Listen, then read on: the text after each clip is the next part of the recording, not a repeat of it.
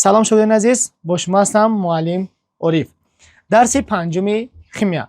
شروع میکنم از موضوعهای والنوکی و درجه شوی، ساختن فرمول شیمیایی و یافتن درجه اکسید شوی میشود. پس شروع میکنم از والنوکی و درجه اکسید شوی.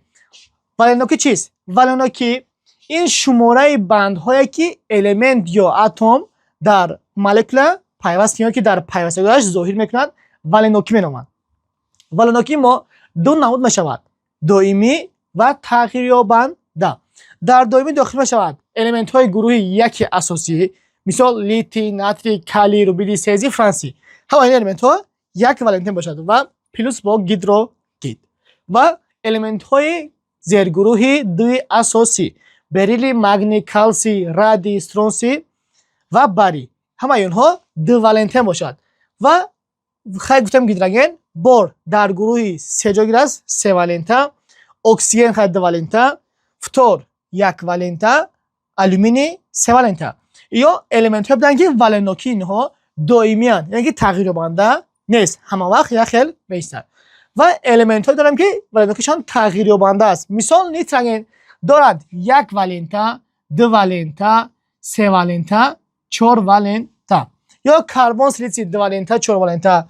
سولفور، سلن، تلور دو والنتا دارند، 4 والنتا و 6 والنتا. فسفر، ارسن، سرما 3 والنتا و 5 والنتا. خلور، بروم، یود 1 والنتا، 3 والنتا، 5 و 7 والنتا. یا اینکه خروم دارد 2 والنتا، 3 والنتا و 6 والنتا. منگان 2 والنتا، 4 والنتا، 6 والنتا و 7 والنتا. اینها المنت ها بودند که والنوکشان تغییر یابنده‌اند، یعنی که در داخل بگیم پیوستگیش والنوکی اینها عوض میشوند و المنت هایی که دائمی عوض نمیشوند. این بود والنوکی. درجه اکسید شوی این ذریعه شرطی المنت در ترکیب مولکول باشد. درجه شوی هم به مانند والنوکی باشد، یعنی که دائمی و تغییر یابنده. همین قریب که شماره بگیم که والنت ها بدلش برابر است، اونقدر فرقیت کلان ندارد. مثال رقمش این مثال شاید گفتیم گروه یک اساسی همه اونها یک والنتا بودند و همه اونها ذرهشان پلوس یک نمیشود، یعنی که عوض نمیشود. و المنت هایی که دو والنتا بودند ذرهشان پلوس دو میشود، یعنی که عوض نمیشود. و گفتم که گیدروژن پلوس یک مینوس یک میشود، بار پلوس سه مینوس سه، اکسیژن نکن دو والنتا بود دائمی ده، اما درجه شویشان چه میشود؟ عوض میشود. مینوس ده پلوس ده مینوس یک. یا اینکه فتور مینوس یک، آلومینی پلوس سه باشد. خیلی تغییر یابنده همه المنت ها که در اینجا نوشته گشت درجهشان تغییر یابنده میشود. پلوس گیدروژن، بار و اکسیژن که ذرات های اینها نیستند تغییر یابنده. در دائمی چه میشود؟ زیرگروه یک اساسی، زیرگروه دی اساسی، باز فتور و آلومینی. باقی مانده تمام المنت ها ذرات هاشون چند تغییر یابنده. و اینها برای چی به ما لازم است؟ ما برای ساختن فرمول های شیمیایی ما باید حتما ذریعه یا اینکه والنوکی المنت ها رو باید دانیم. اگر ما ذریعه یا اینکه والنوکی المنت ها رو ندانیم ما فرمول شیمیایی رو ساخته نمیتونیم. بازی بگم اسلاید های میبدای ما یکی موضوعمان ساختن فرمول شیمیایی باشد و برای همین ما باید حتما یا که شرطاً ما باید درجه شوی و والنوکی باید از زیاد، یعنی که باید از خود کنیم 100%. دوام بدیم. فرمول شیمیایی چیست؟ این نوشت شرطی ترکیب ماده ها با استفاده از علامت های شیمیایی و ایندکس ها، یعنی که المنت و ایندکس ها. ایندکس چیست؟ رقم ایندکس رقم است که شماره المنت رو در مولکول نشون میدهد، یعنی که در داخل مولکول از کدام المنت چند تا بودن اون رو ایندکس نشون میدهد. و ایندکس بگم در پایان المنت، یعنی در طرف راست المنت نوشته شود و با المنت پیش از خود به داخل دارد.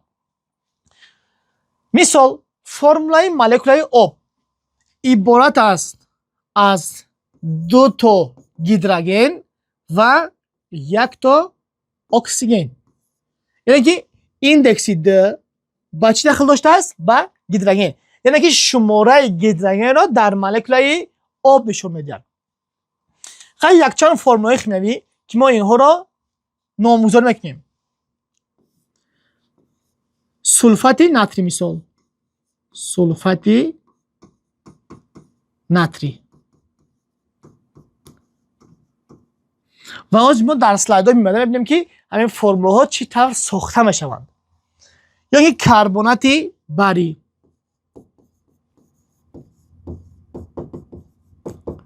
کربنات باری یا سولفات آلومینی، سولفات آلومینی. خلورید مگنی،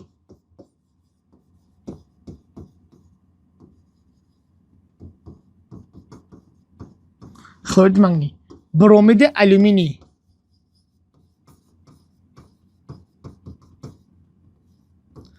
برومید آلومینی و فسفات ناتری،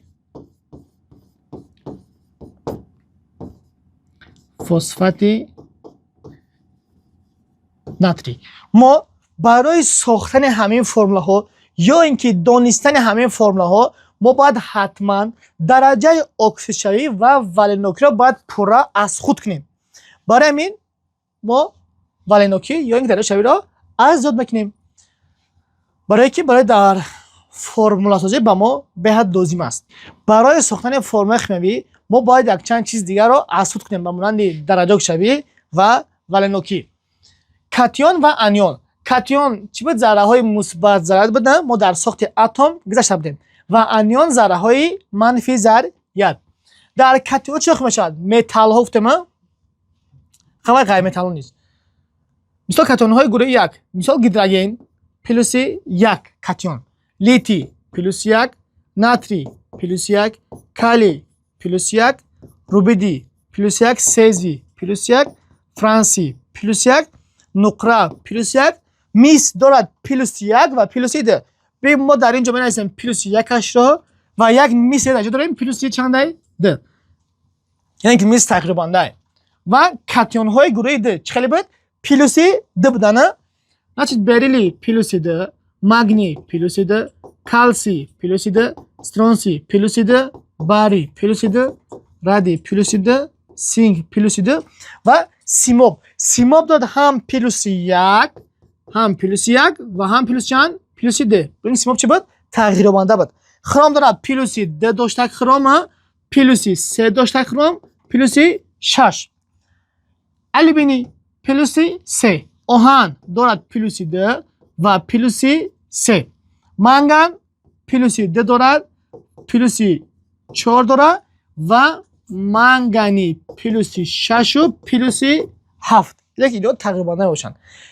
کاتیون هایی که درجه شویشان تغییر یابندن در فرمول سازی ولنوکی را آنها را مثلا نمو ساختش مثلا متا مثال خروم 6 ولنته، خروم مثال 2 ولنته، یعنی خود سوال ولنوکی الیمنت ها را با ما میگوید و الیمنت هایی که ولنوکیشان تغییر یابندن است، یعنی که دائمیان، ما باید آنها را باید حتما خودمون باید دانیم. برای اینکه در شرط مثال ولنوکی الیمنت هایی که دائمیان آنها با ما معلوم نمیشود، یعنی که ما باید آن را چه کنیم؟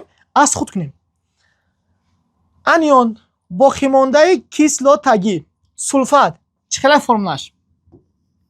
SO4 مینوس 2، سولفیت SO3 مینوس 2، سولفید سولفور مینوس 2، کربنات کربن O3 مینوس 2، نیترات NO3 مینوس 1، نیتریت NO2 مینوس 1، برومید برومین مینوس 1، خلورید خلور مینوس 1، یودید یود مینوس 1، اکسید اکسیژن مینوس 2، گیدریت گیدروژن پلوس مینوس 1 است، گیدروژن مینوس 1، نیتریت نیتروژن مینوس 3، فسفید فسفر مینوس 3، کربید خیلی در بعض جامعه شد کربنی مینوس 4 و مثل مینوس 1 و دیگر نموداشم معلوم است. سیلیسید مینوس 4. سولفید خیلی سولفید رو گفتیم. سولفور مینوس 2. سولفور مینوس 2. ارسن مینوس 3 و فتور مینوس 1 باشد. برای ساختن فرمولای شیمیایی ما باید حتما کاتیون و انیون هایی که در اینجا نیستیم ما باید حتما اینها رو چه کنیم از خود کنیم. اگر ما اینها رو از خود نکنیم ما فرمولای شیمیایی را درست ساختن نمیتونیم. برای درست ساختن فرمولای شیمیایی اینها با ما چه باشد ضرور باشد و ما اینها با چه کنیم باید از خود کنیم. دوم پیوستگی بیناری چیست؟ پیوستگی بیناری این پیوستگی دو المنت باشد. دو المنت. ساختن فرمولای شیمیایی گفتیم ها. مثلا نیترید لیتی درجه شبیه دو این بوده. لیتی چند بود؟ لیتی پلوس 1. نیترید چند بود؟ نیترید من نیتروژن مینوس 3. 1 واسه اقسام ما شود و ذره جای عوض میشوند. یعنی که 3 پیشی لیتی می آید 1 پیشی نیتروژن. پس اینجا میشه لیتی 3 اکسیوم اومد 3 ذره نیتروژن بود. لیتی 3 ان که این نام دارد چی؟ نیترید لیتی. یا اینکه اکسید گیدروژن خیلی بود پلوس 1. اکسید چی بود؟ اکسیژن مینوس 2. و گفتم که ذره جا عوض میشوند. 2 پیشی گیدروژن 1 پیش میرود اکسیژن. مثلا گیدروژن 2 اکسیژن پیشی گیدروژن می آید H2O. این نام دارد اکسید گیدروژن. یا اینکه فسفید باری پلوس 2 باشد. پلوسی فسفر مینوس 3. 2 با 3 اختصار نمیشود. پس جای عوض میکنیم. 3 فسفر پیشی باری میاد 2 باری پیشی فسفر میشه باری 3 جمعت 3 ذره فسفر بود و فسفر 2 ذره باری. این نام دارد فسفید باری. خلورید ناتری پلوس 1 جمعی خلورید چلی بود؟ خلورید مینوس 1 پلوس 1 با مینوس 1 اختصار می شود و در اینجا اسم می شود ناتری خلور که نام دارد خلورید ناتری. کربید آلومینی پلوس 3 گفتم در کربید کربن چند بود؟ کربن مینوس 4. 3 با 4 نیز اختصار نمی شود. جا عوض میکنیم. 4 کربن پیش آلومین می آید 3 آلومینی پیش کربن و اینجا میشه آلومینی 4 کربن 3.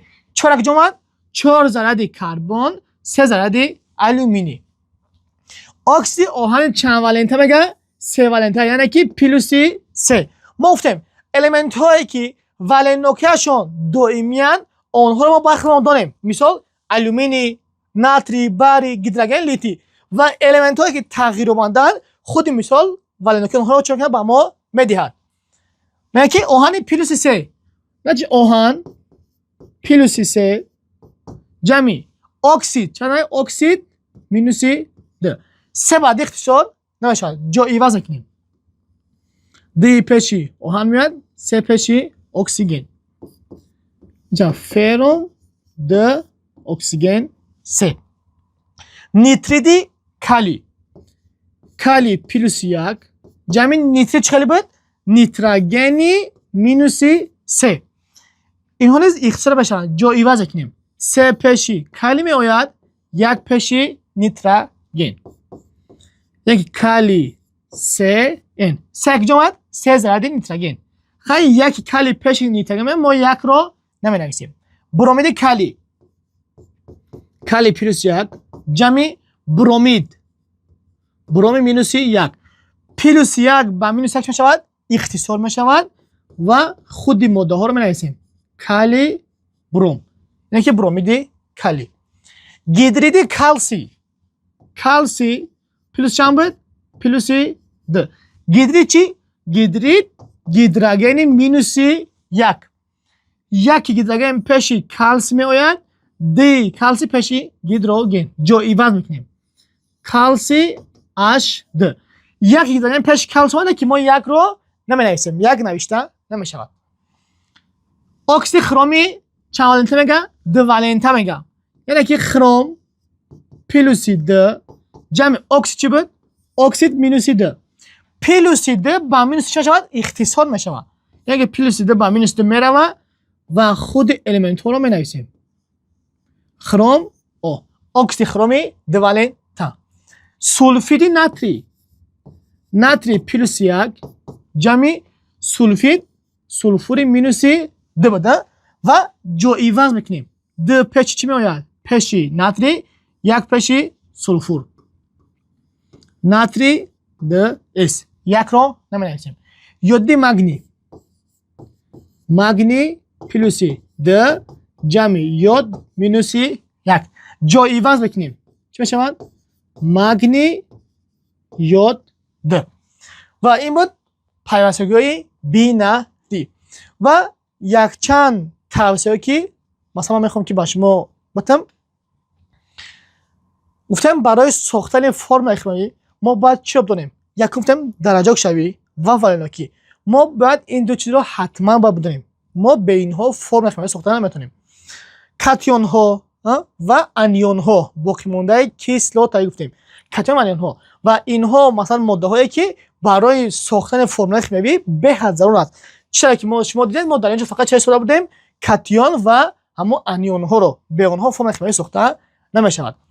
پس ما یک چند فرمولی که در اینجا نوشتیم، مثال کلورید باری، برومید آلومینی، مثلا با فکر که فهم شده مثلا چی با مثال این برومید آلومینی بوده، چی با کلورید مگنی بوده.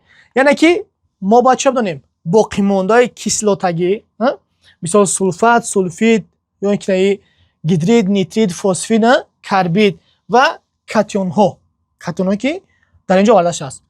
الیمنت هایی که تغییر بندند اونها را سوال با ما خودش میدهد که مثال دو والنته بگی، سه والنته بگی، اما الیمنت هایی که دائمیان اونها با ما داده نمیشود. اونها رو ما باید چه کنیم؟ از زیاد، یعنی که باید از خود کنیم. و این بود پیوستگوی بینری. موضوع امروز ما با آخر رسید. تشکر به دقتتان.